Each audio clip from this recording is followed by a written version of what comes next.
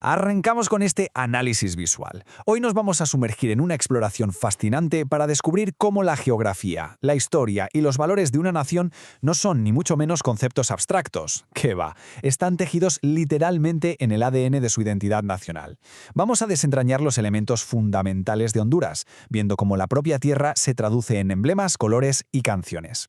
Al repasar los decretos históricos originales, se revela una historia espectacular sobre cómo se construye paso a paso la esencia de un país. Bueno, vamos al grano. Nuestro recorrido de hoy pasa por 5 puntos clave: la geografía e historia, la bandera nacional, el escudo de armas, el himno nacional y, finalmente, el árbol nacional. ¡Vamos a ello! Sección 1. Geografía e historia. Para entender de verdad cualquier símbolo, primero hay que conocer el terreno del que brota, ¿verdad?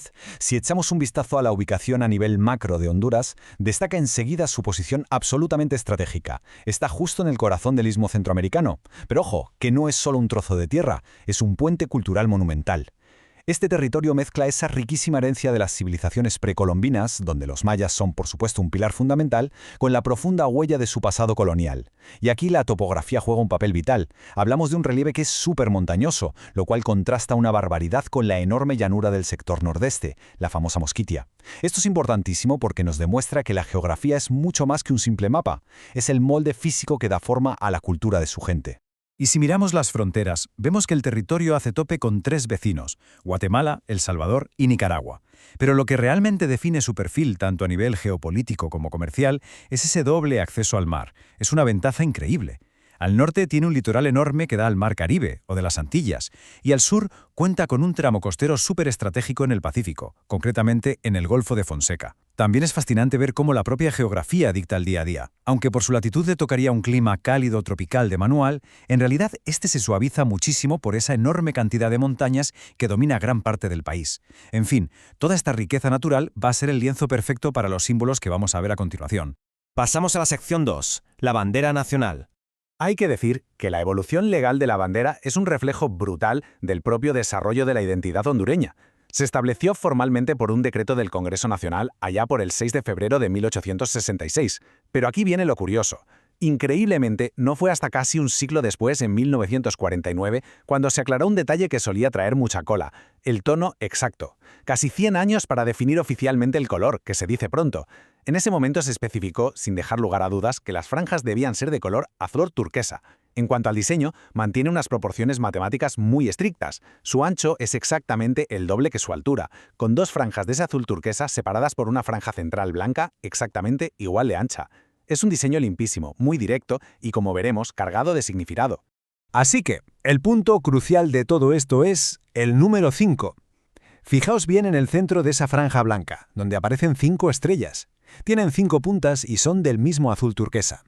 Obviamente no están puestas ahí por pura casualidad. Cada una representa a uno de los 5 países centroamericanos. Es como un faro de unidad regional, un recordatorio constante de que la historia y también el futuro de Honduras están completamente entrelazados con los de sus naciones hermanas. Es un detalle precioso. Sección 3. El escudo de armas. Y este emblema ilustra a la perfección cómo se van superponiendo las capas de la historia. El diseño definitivo del escudo tiene sus raíces en un primer boceto allá por 1825. Originalmente era, en esencia, un triángulo con un volcán flanqueado por 2 castillos. Pero la cosa no se quedó ahí. En 1866 se le dio una vuelta y se añadió un sol naciente junto con esa leyenda circular tan potente que proclama a la República de Honduras libre, soberana e independiente, dejando constancia de su independencia el 15 de septiembre de 1821. Básicamente es un símbolo que se ha ido reescribiendo y actualizando a medida que la propia nación iba madurando. Si desglosamos estos elementos visuales uno por uno, el escudo nos está contando una historia de abundancia, pero también de defensa. Los últimos retoques se hicieron en 1935, durante la presidencia de Tiburcio Carías Sandino. Ahí fue cuando se añadieron las flechas, ese terreno bañado por los 2 océanos que comentábamos antes, y un detalle muy de la tierra: 3 robles y 3 pinos. Aunque, si me preguntan, lo más revelador sobre la economía de aquella época son las herramientas mineras que aparecen. Tenemos una barra, un barreno, una cuña, una almadana y un martillo. Cada una de estas incorporaciones de 1935 sirvió para alejar clarísima la enorme riqueza natural del país y la importancia del trabajo soberano sobre esa misma tierra. Sección 4. El himno nacional. Toda identidad nacional necesita una voz propia, ¿verdad? Pues bien, la creación de esta auténtica obra monumental fue fruto de un esfuerzo conjunto que nació de un concurso. Lo convocó en 1904 el presidente de la República, el general Manuel Bonilla. Por una parte, tenemos al poeta Augusto C. Cuello. Él fue quien puso la letra, tejiendo toda esa relación poética que repasa la historia del país. Y por otra parte, la música cobró vida gracias al compositor de origen alemán Carlos Hartling. Esta majestuosa colaboración no se hizo oficial de la noche a la mañana, sino que fue declarada himno nacional el 15 de noviembre de 1915, bajo el mandato de Alberto Membreño. Vamos a ver cómo se construye esto a nivel estructural, porque es súper interesante. Musicalmente hablando, el himno hondureño tiene un coro y 7 estrofas. Y ojo, porque estas estrofas son una auténtica máquina del tiempo. Nos llevan paso a paso por distintos hitos históricos. Arrancan en la época precolombina, avanzan sin pausa hacia el descubrimiento, nos relatan la conquista y la colonización española y culminan por todo lo alto con el gran bombazo, la proclamación de la independencia. Vamos, que es una clase de historia magistralmente codificada entre compases y rimas. Una pasada. Y llegamos a la sección 5, el árbol nacional.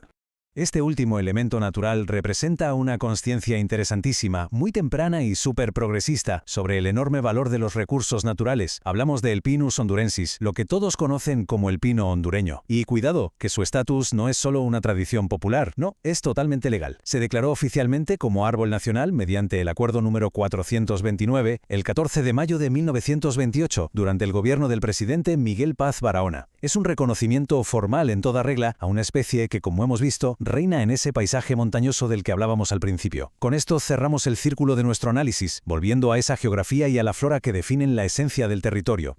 Pero atención, porque lo realmente fascinante aquí es lo que dice el texto fundacional de ese acuerdo de 1928. No se limitaron a ponerle una etiqueta de símbolo nacional y ya está. ¿Qué va? Emitieron un mandato que resulta impresionantemente moderno para la época. El decreto ordenaba implantar el hábito de poblar los bosques en general, haciendo las debidas replantaciones de árboles, que como el pino se aprovechan diariamente. Y remataba con una frase absolutamente contundente: evitemos su destrucción innecesaria para bien de los hondureños. Es decir, estamos ante un decreto en toda regla de conservación ambiental y reforestación de principios del siglo XX, pero camuflado como un deber patriótico. ¡Es brillante! Así que, después de repasar todo este viaje, desde la inmensidad de la cordillera hasta las 5 estrellas de la bandera, pasando por las herramientas mineras del escudo y ese increíble mandato de reforestación del pino, nos queda una reflexión muy profunda. Estos símbolos no son para nada objetos polvorientos en una vitrina de museo. Son documentos vivos, son instrucciones que nos han dejado las generaciones pasadas. Y todo esto pone sobre la mesa una gran pregunta final. ¿De qué manera estos decretos históricos y emblemas centenarios siguen actuando como guías activas para moldear la identidad, tanto cultural como ambiental, de las generaciones venideras? La verdad es que es una perspectiva alucinante sobre el inmenso poder que tiene el diseño y los símbolos de una nación. Muchísimas gracias por acompañarnos en esta exploración. Hasta la próxima.